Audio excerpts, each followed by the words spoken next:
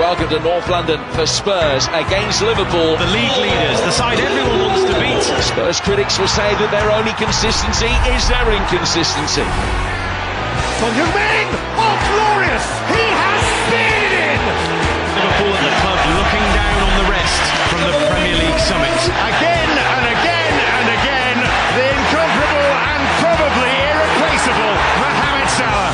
Madison, ice cool in front of goal. 7 goals in 9 games at Anfield for Cody Gakpo. Kulusevski! It's happened again! Wow. Diogo Jota returning with a bang. This fixture is not disappointed for drama and excitement. This is always a big day, but whose day will it be? So a huge match coming up between Spurs and Liverpool on Sunday. Will Ange Postecoglou be throwing caution to the wind again for this one? You've been compared to Russell Crowe as Maximus in the Gladiator film. Are you a footballing gladiator? Yeah, top actor. Aussie, fellow Aussie.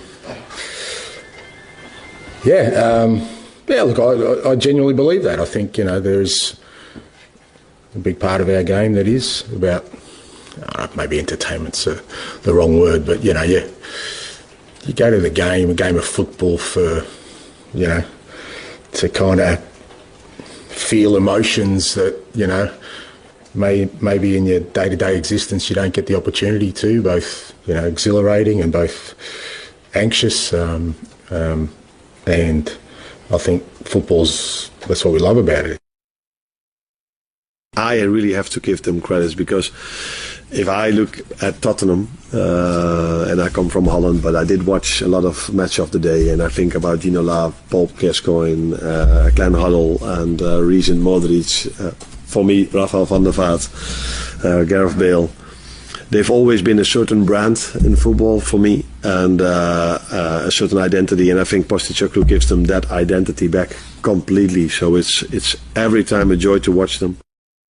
Postecoglou is so good for a quote. They asked him who has a tougher job, himself or Keir Starmer, and he said, well, he only has an election once every 5 years. I got one every week, man.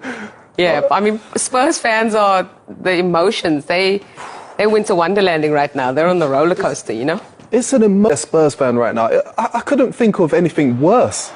For the neutral, they are an amazing team to watch. Yeah. Absolutely amazing, because it's not organised carnage. It's carnage.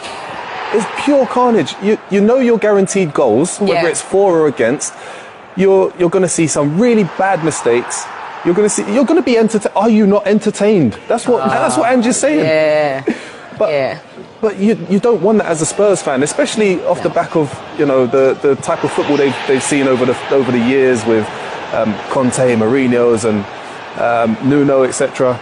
You want the carnage, but you want it to be a little bit more organised, a bit like Liverpool under Jurgen Klopp. There's a carnage there. It's enduring. You love watching it. You want to enjoy watching it, but I think it's just inherent to who Spurs are. I think the one thing they've always wanted is stability, but with where they are at the moment, you just don't get it. Like, you score some great goals, and then you give Palace and Ipswich their first wins of the season, or you never draw as well. It's either win or loss. There's never any balance in anything they do, and I think this game against Liverpool is a prime example of what they're going to be, because they probably will score goals, but they'll definitely concede goals as well. 19 in the last 3 domestic games, for and against, for Spurs. It's incredible. It is insane, and that's why we're talking about that emotional roller coaster. And as you mentioned, there's no draws, there's no middle ground.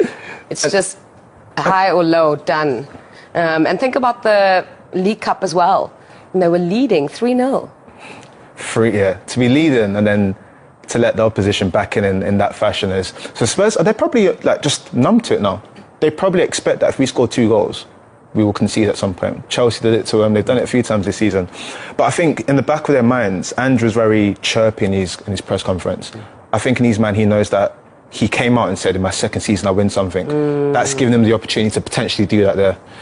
In the league, it's here and there, but he knows in the back of his head, if I can try and get one of these cups over the line and change the narrative of us being winners, at least I've fulfilled something. But again, in them sort of games, if you're conceding goals like that... Yeah.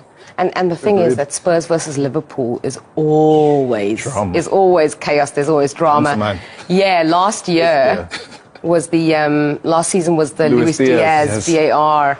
Yeah, I did my first live studio.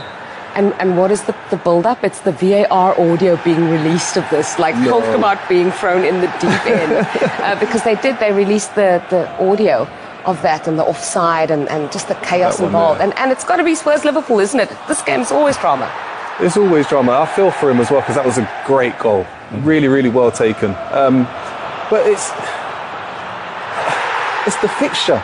I think the last time one team kept a clean sheet in this fixture was like 4 years ago or something outrageous. It's like the stats are bonkers, genuinely. You're guaranteed to see goals. You've got two brilliant attacking footballing sides. And usually the attackers score. There's not really much to say on the game. On the fixture, sorry. I'm looking forward to it. I really am. Yeah, look at that, the own goal as well.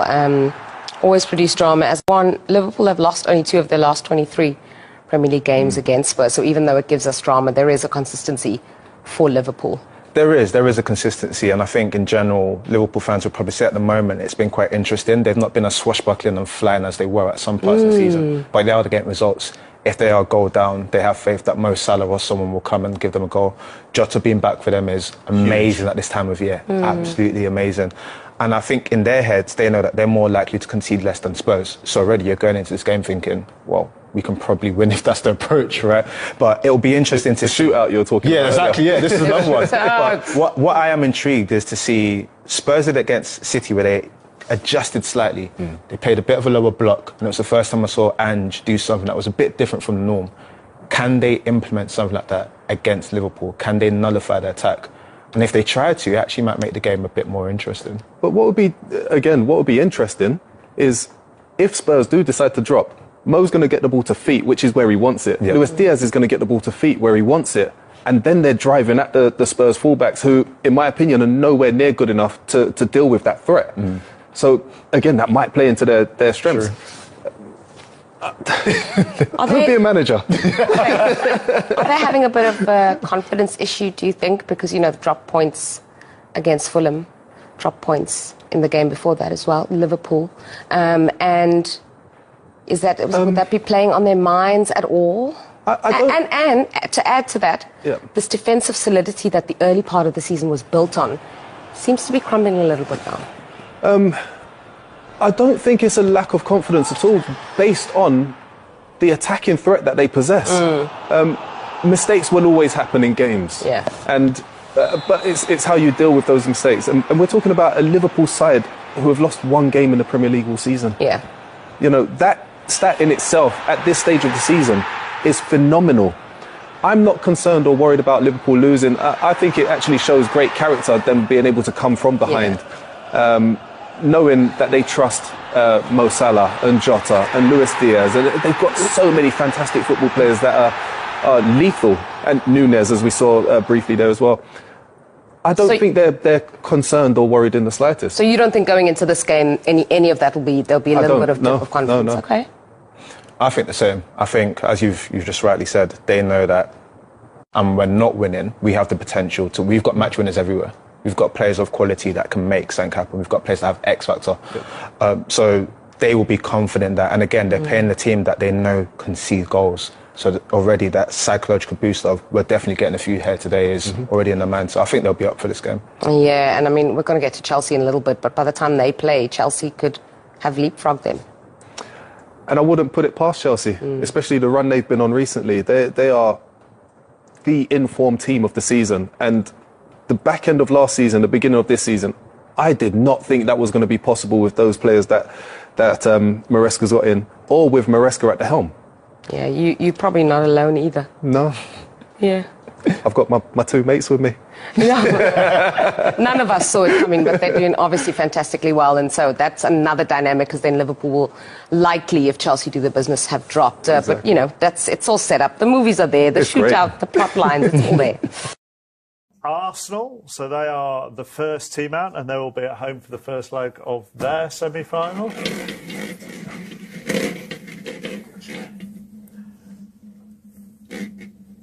Number 3. And they come out with Newcastle. So Arsenal against Newcastle is the first semi-final.